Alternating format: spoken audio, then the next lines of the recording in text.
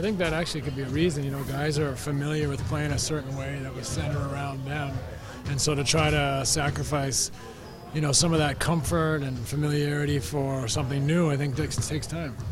What has been the difference, let's say, in the last 3 weeks as opposed to the last 3 months? I think it's just an accumulation of time together. You know, we're a little more efficient at both ends of the floor because we've played together longer.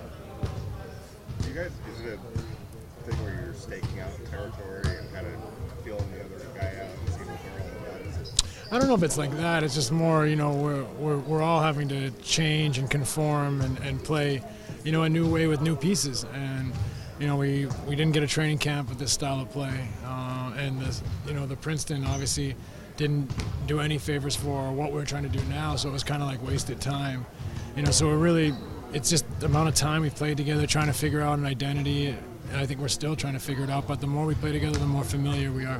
When you figure this team, as you mentioned, with the Princeton was built for a different coach, different coaching system, is it really any surprise that it took this long? I mean, I still think we'd love for it to come along faster. I mean, you know, we're disappointed it's taken so long for us to find any type of success, but at the same time, you know, it is, you know, understandable in a way. At least, you know, inside this team, I can see why it's taken us a while in some respects.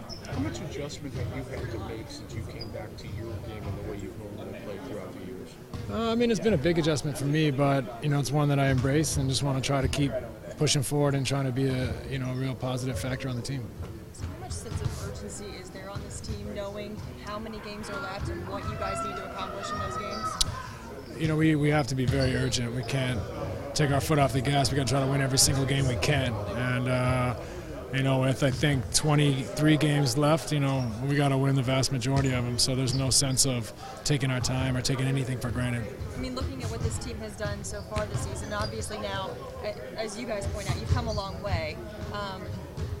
Are you hopeful? Are you confident? Yeah, I think we all feel optimistic and confident.